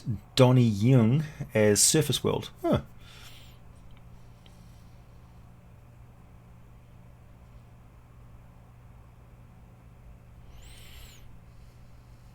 Hey Mason. It's okay, it's an extra long stream today. Got another 30 minutes to go. Hey, thanks Kick-Ass Duke. Man, Kick-Ass Duke is really like pulling everybody's load in the live stream donations today. Thank you very much, dude. Do genie have memories of their past lives? Oh, that's a good question. They are souls, so do they have any inspiration from a past life? Prismatic genies possible? Ooh. Okay, so nestled in that question. So when... So the creation of genies is kind of like a glitch in the Matrix, where they've fallen between the cracks and they've slipped out of the usual stream of souls going to the afterlife in an orderly fashion. So somewhere along the lines they've popped out of the woodwork and they've been misdirected and they've gone into primordial existence and essentially combined with elemental entities. So elementals are spirits, are psychic spirits that can possess and animate inanimate material. So they are like poltergeists, right? Elemental spirits are like poltergeists. Not only that, but they're not distinct entities. They are chunks of life force that have the capacity to shrink and grow. So they go from simple to very complex depending on how much of that elemental stuff they have in them. So it's hard for us to wrap our heads around how alien their thought process is, because their individuality can shift and change dramatically and they're still alive or not. So elemental energy can be cinched off and contained and then added back into and make a bigger thing. So an elemental lord is essentially lots and lots of elemental energy, which we would see as individuals who have been conglomerated into this being which is now super hyper self-aware and powerful and has enormous ability to change the environment around them. And other elementals flock around them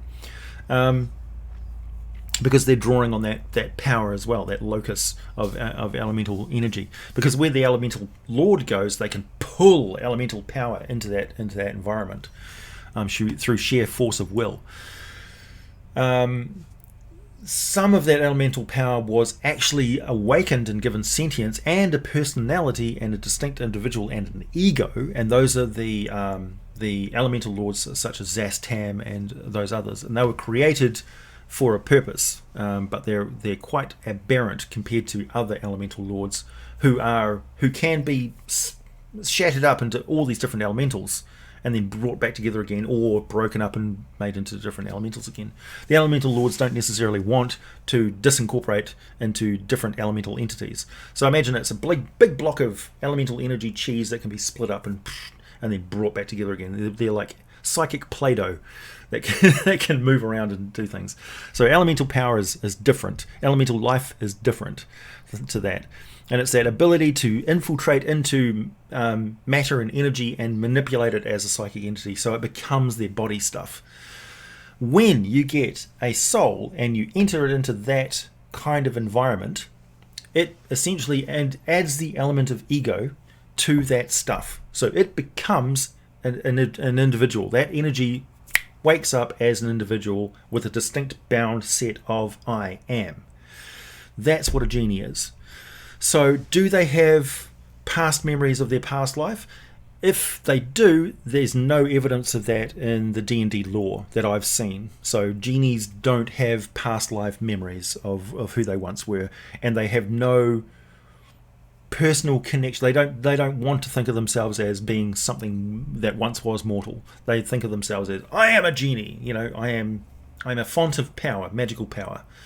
That ability to recreate matter and shift and change reality, because it's built into their psychic stuff. They've become a different life form, a hybrid, a symbiotic hybrid between elemental power and soul energy. So genies can be constrained and trapped by the same problems that genies are like elementals, in that they can be trapped and contained for a very, very long period of time.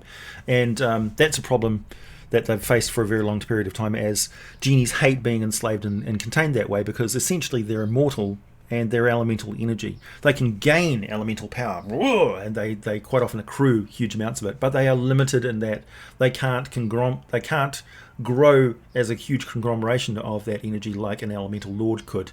So they don't have that. They've got a limited cap of power, and they've got a minimal sort of cap of power as well, so they can't be reduced down to like a little insect peon of elemental power.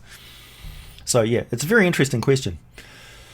And are they constrained to certain types of elemental energy? I've often wondered about that, actually, why the elemental genies are distinctly different elemental types, or why elementals themselves are distinct of different types, whether it's a preference, whether it's some sort of thing. We just, it's a constraint that's put on them. So there's different types of elementals. I'd be perfectly fine with elementals being able to take on any elemental form. It makes more sense to me that way, that they could take on the energy of fire or earth or whatever, because we've got elementals that cross between the two. So you've got ooze elementals and things like that. So yeah, it's an interesting body of thought.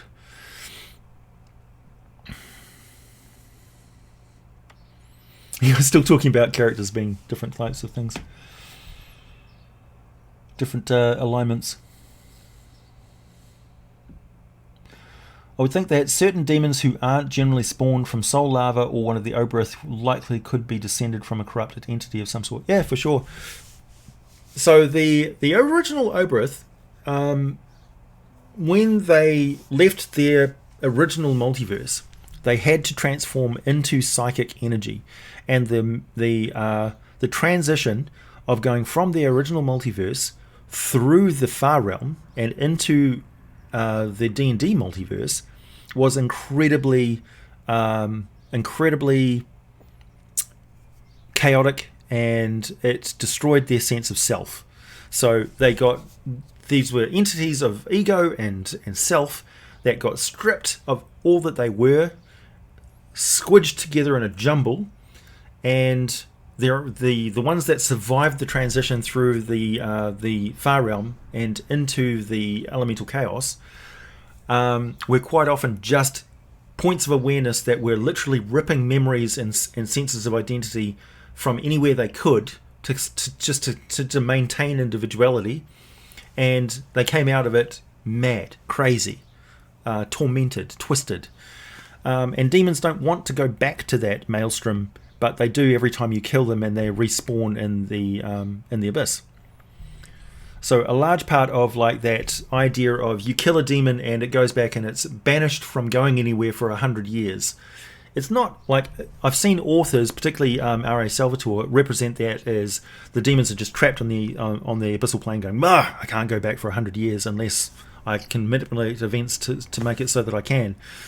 I like to think of it as it takes them 100 years just to reincorporate as who they once were. Being killed and thrown back into that maelstrom of psychic craziness, they are predated upon other energy demon forms who are stripping and trying to take any sense of identity they have from them, and so they have to psychically fight their way through that and then manage to extract themselves through whatever material that the abyss is then transforming and pop out as spawned entities once more. So they lose a lot of their power, and their power to them is their sense of self and identity. So again, demons are kind of a corruption of that elemental thing as well, where they're these psychic entities which can turn inanimate material into flesh and blood and organs and things, and spawn their way out of the abyss. So large part of the artwork and stuff of representing the abyss is you see these stone structures and mountains and ridges and things like that which start looking like flesh and bone and blood and organs and vile fluids and things like that, because the abyss is trying to transform them into demon stuff, and it will do that to the entire multiverse. So Pale Knight might have been a great hero before. We don't know. Pale Knight may have been an entity which didn't want to come through from the previous multiverse, and just got forced to, because the previous multiverse was being destroyed, essentially. So it may be that the original multiverse that the Oberth came from is now the prison of Tharizdun, or maybe it just got completely destroyed. We don't know. And there's a lot of mystery. There's intentional mystery about Pale Knight. We don't know. Pale Knight may actually be the psychic representation of the maelstrom of souls. So we don't know. She's got some very weird proclivities, though, such as her gallery.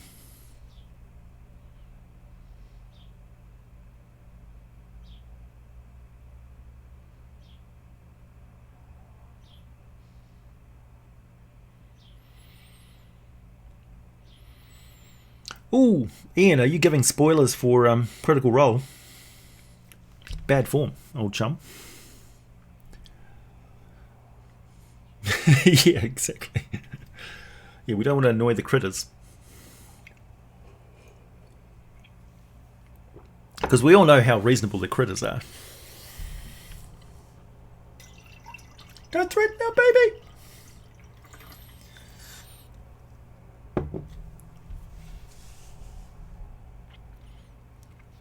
Did anybody watch Kate Welch and Christopher Perkins, who, when they were giving away a lot of stuff, and they held up the map of the Abyss, map of Avernus? That was fascinating. It looks like a really great map. I posted it out in the community tab on my YouTube channel. Or did I? No, I put it on the Discord. So if you're enjoying this sort of content and you like talking about D&D, you should definitely join the Discord channel, because we talk about D&D all the time. It is our little bastion of nerdery. And it's a very friendly place.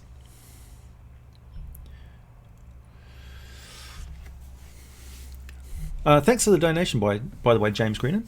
Thank you very much. Hey, Robert Wilson. Thank you very much. AJ, you mentioned that the Lady of Pain is an Oberth, and I was wondering if you could elaborate on that and explain why it seems to be the most sane. It's not. She's not sane.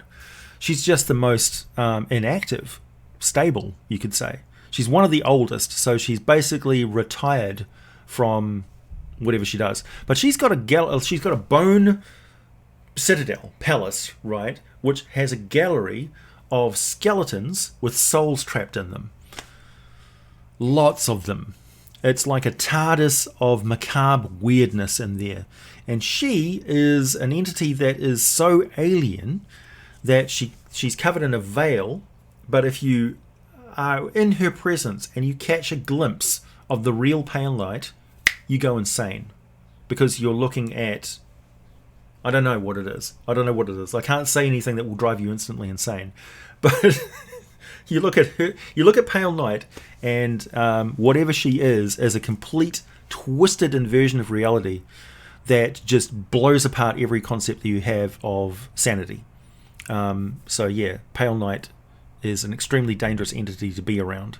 She is like the madness of the Oberth personified in an entity which is drifting around doing random weird things to amuse herself.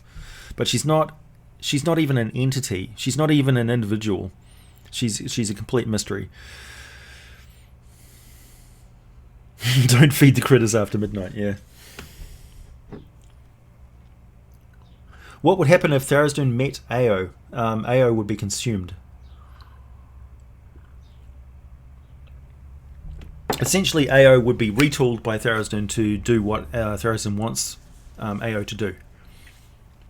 Because Ao is a lesser entity compared to Tharizdun, for sure. Ao essentially controls Faerun. He's the custodian of the sphere of Faerun. He's the custodian of realm space. He's the greater god of realm space, which is a very tiny drip in the bucket of the multiverse.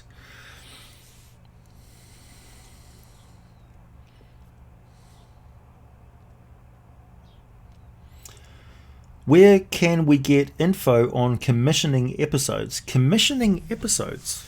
What do you mean by commissioning episodes? I mean paying me to do certain topics. Well, that's what Patreon's all about, really. So I limit that sort of thing because essentially I'm doing this for my own enjoyment more than anything else. Yes, it's a profession. Yes, it's a job. Yes, I do it full time. But also, I make the videos that I want to make, based a lot on what you guys want me to do. But also, I pick and choose what sort of topics that I want to do in the video. So I get a lot of requests to do Ravnica, not Ravenloft, for instance. But I have less interest in Ravenloft than a lot of other things. So Ravenloft is always on the back burner for me. I will get around to it eventually. I've actually encouraged other people to make videos about Ravenloft, but that doesn't seem to satisfy anybody. They want me to do Ravenloft videos. I'm not going to say get used to disappointment, but it's going to be a particular day where I get the inspiration to do Ravenloft videos. I don't know what it is. Maybe it'll be Halloween. Maybe it'll be a Halloween special this year. Who knows? We'll see.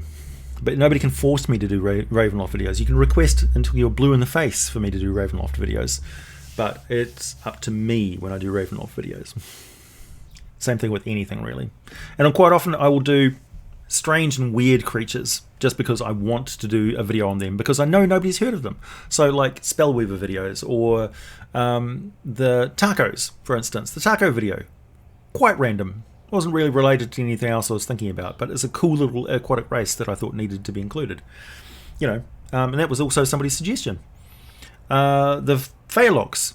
The Fairlocks, for instance, was a suggestion that somebody had like a year or two ago. It was on my list of things to do, and I finally got to it, and I made the video on it, and it was quite popular. So I was very happy with that. But yeah, it's my channel, and I do what I want.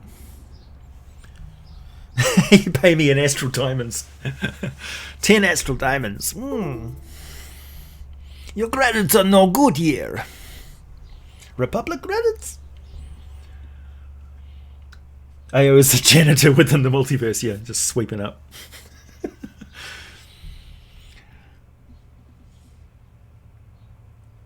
Is Pale Knight connected with the Far Realm somehow? Yeah, all demons in a way are connected with the Far Realm a little bit.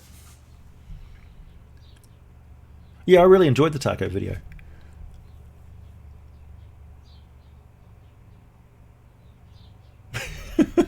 If Vlad the Impaler was brought into the Ravenloft, does Strahd go berserk doppelganger on him? I don't know.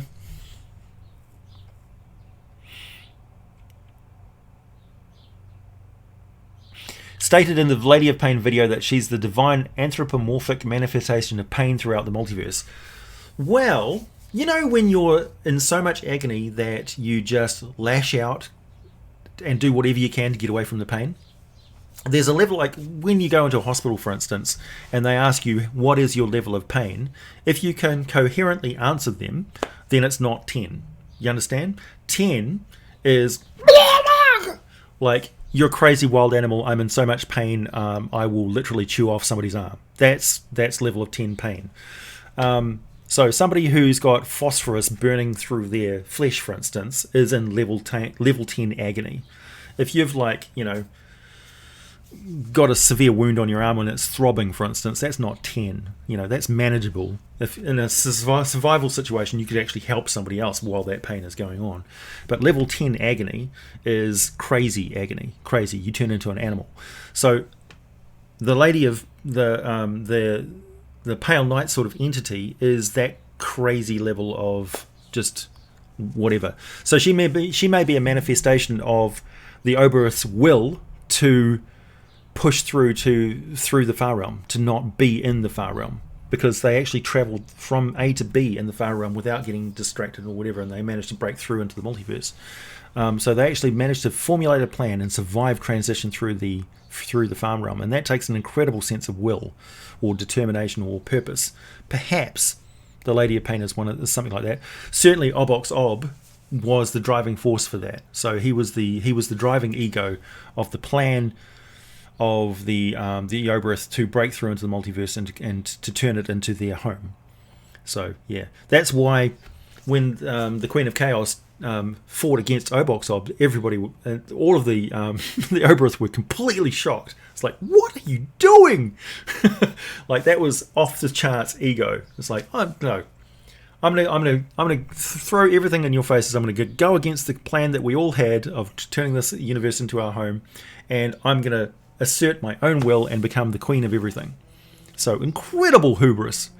Yeah, and Mishka the wolf spider was like, yes. You know, just evil, crazy, chaotic evil.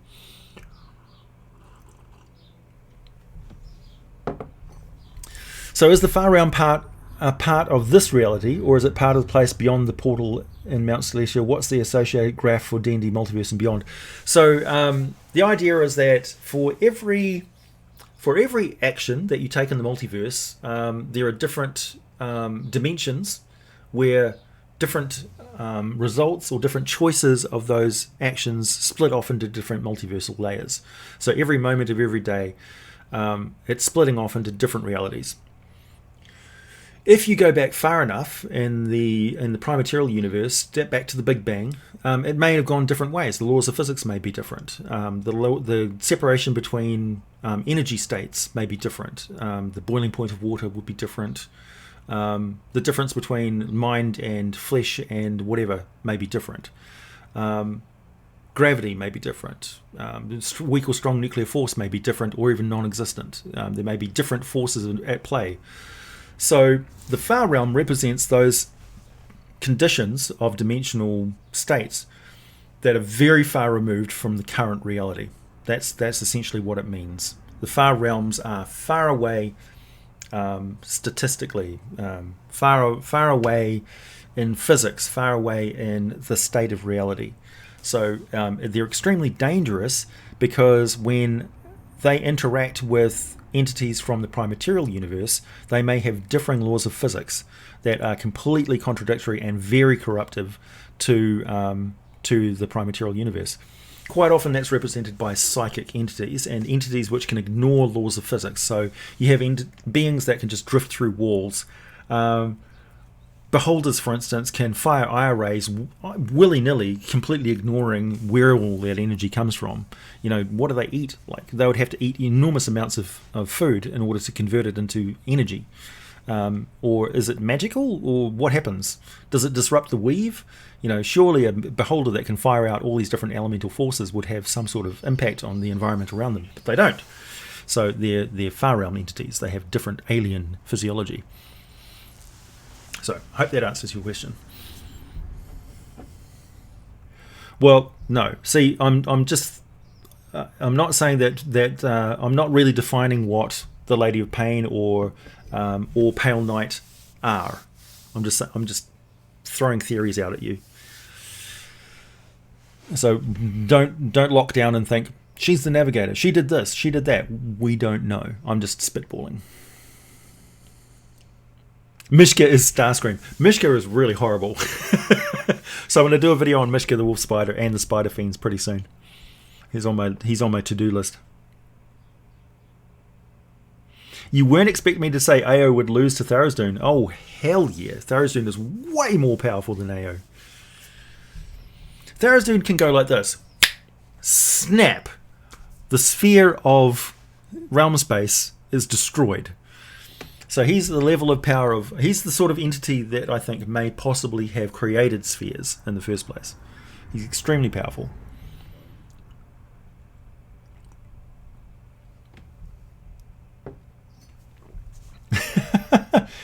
Whereabouts are you, Ian? Are you in Auckland right now? Over in New Zealand, we've got these... the Lime scooters have just been unleashed everywhere. They've just arrived in Hamilton City, actually, where I just came from. I'm definitely going to be making use of those in Melbourne when I go over for PAX Australia. Yeah, Matt. Were you watching Neil deGrasse Tyson and Joe Rogan's podcast episode? Because they were talking quite a lot about the boiling point of water and how water is quite weird. Like, for instance, these experiments you do where if you get a glass of water, put some ice cubes in there and then fill it right up to the very brim so that it's almost overflowing and the ice cubes are actually over top of the water, like they're floating above the lip of the glass. And then you just warm it up and let the ice thaw out. It doesn't overflow because the ice shrinks down again and to the level of the water. It's fascinating. So ice is one of the few materials that expands when it freezes. The properties of water are crazy.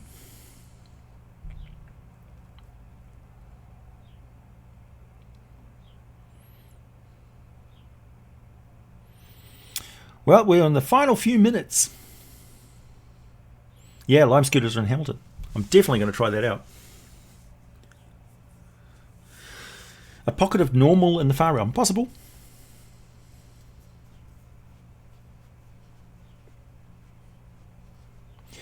There are ruins in the abyss of mages and such, correct? I wanted to know about it. Yeah, there's whole civilizations that are lost in the abyss. So you may actually have pockets of civilizations who are still fighting against the forces of the abyss. So their world has actually fallen into the abyssal layer and become a layer of the abyss, but they're still fighting to regain control of it. So it is literally a battle zone everywhere all the time. It's not just a battle zone of demons versus demons. So the abyss is also composed of places which are falling into it. Eberron is a perfect case in point of a world that was almost swallowed up by the abyss. It was ruled over by demon lords for a very long period of time, but it got pulled back out of the abyss by the actions of the Coatls who sacrificed themselves to contain those demon lords. And it could very easily fall back into the abyss again if the forces of Eberron use that power that they shouldn't delve into, that's actually protecting their world from the demon lords. Because, yeah, there's no going back if those demon lords get back out again, because there's no other powers that can contain them again. The Coatls are gone. Thanks, Gadzooks. Generally, how common are adventurers in Faerun? E.g., when players arrive in a town wearing fancy magic boots and cloaks, would they turn heads? Yeah, they absolutely would. So they're well known. Like, they know there's, retired adventurers and things like that. Generally, there's a lot more men-at-arms and caravan guards and people like that, who do things. Magic use is... just look at the stats of your player characters. How common do you think it is that somebody is an Olympic-level athlete through training up and things like that? These are gifted individuals. Most of the people in the Forgotten Realms world will be distinctive because they've got an IQ of 12 or they've got a dexterity of 13. That's high. That's high normal. So normal is 10.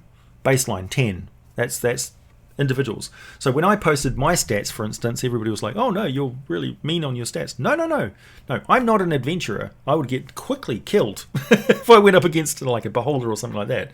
I'd be wiped out, no problem. So I'm not your average player character. Your player characters are heroes.